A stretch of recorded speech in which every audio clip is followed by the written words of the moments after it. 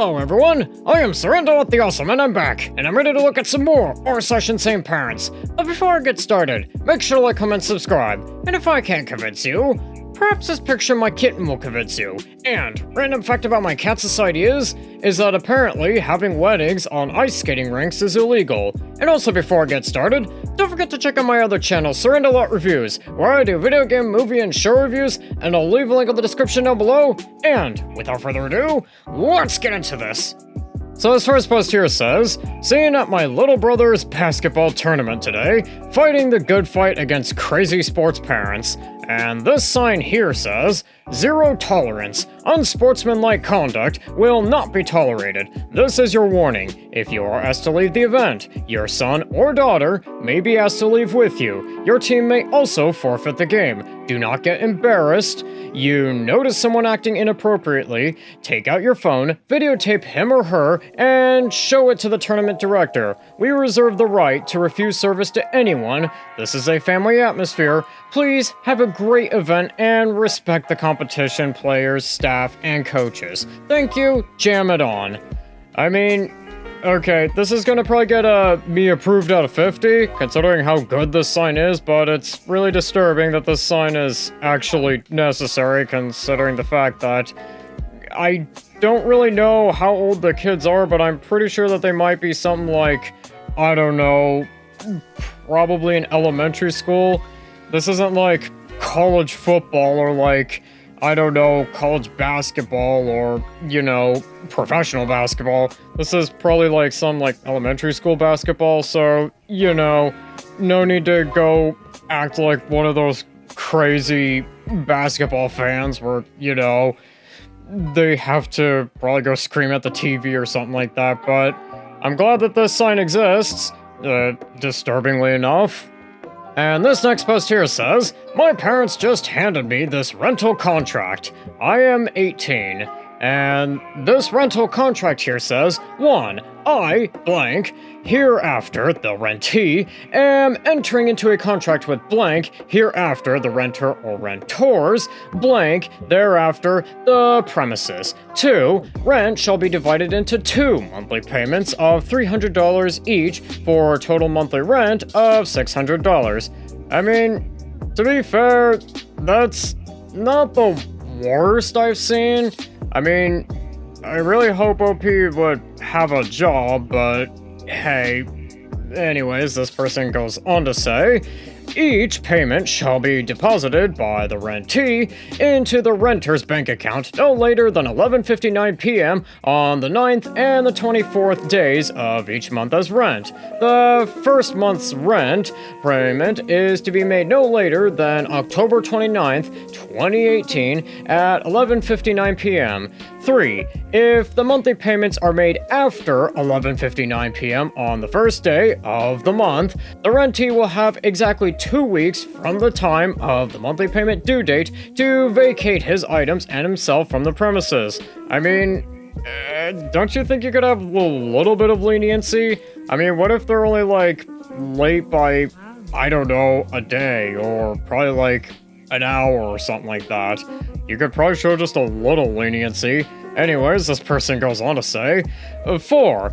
Currently, the renters are paying for the rentee's cell phone plan and car insurance and dental and health insurance benefits. Any or all of these benefits may be terminated at any time at the discretion of the renters. 5. The rentee's kitchen assignments are to be completed each day. The renter is under no obligation to remind the rentee of assignments. 6. Rentee's monthly cleaning assignments are to be completed weekly by 2 p.m. each Saturday unless renter agrees otherwise. The cleaning assignments will be outlined in a separate document. Renter is under no obligation to remind rentee of assignments." You know, why don't you just refer to them like by their name instead of just rentee? It just seems so detached. Anyways, this person goes on to say, 7. Rentee further acknowledges other cleaning or work assignments may be required over and above regular kitchen and monthly cleaning assignments. These assignments are to be completed by the agreed upon time frame. 8.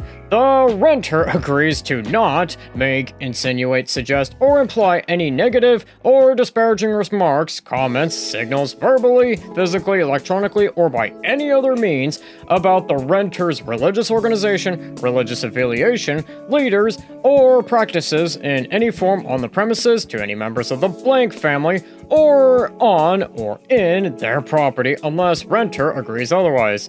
Okay, why is this already getting cult vibes? Anyways, this person here goes on to say, 9.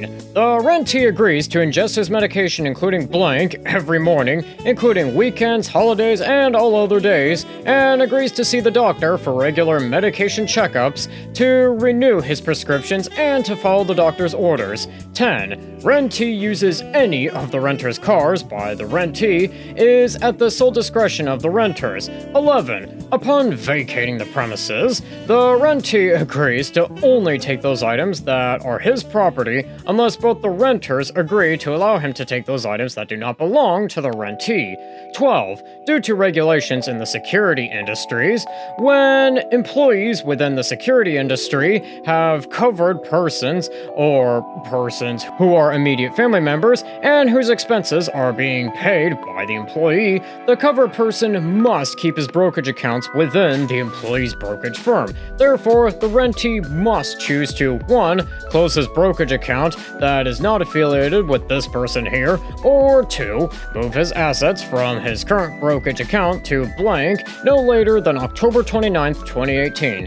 If the rentee chooses to close the brokerage account, then written proof of closure of the account is required, as well as the renter agrees to call the brokerage firms where his assets were held to allow the renters to hear the brokerage firm confirmation that the account has been closed.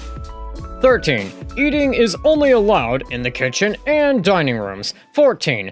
Curfews on weekdays, Sunday, pretty sure Sunday is a weekend, but anyways, this person goes on to say, Monday, Tuesday, Wednesday, and Thursday is 10 p.m., and on weekends, Friday and Saturday, is 12 at midnight. 15. Renters may present eviction notice in writing, including any of the following: email, text, letter, or note, to rentee at the sole discretion of the renters. Rentee will be given 2 weeks from the time of eviction notice until rentee must move from the premises.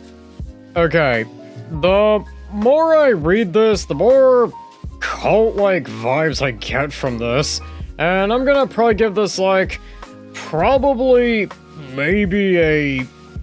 probably a special out of 50. I mean, a lot of this seems like something you do for somebody you actually hate, not somebody who's an immediate family member like OP is.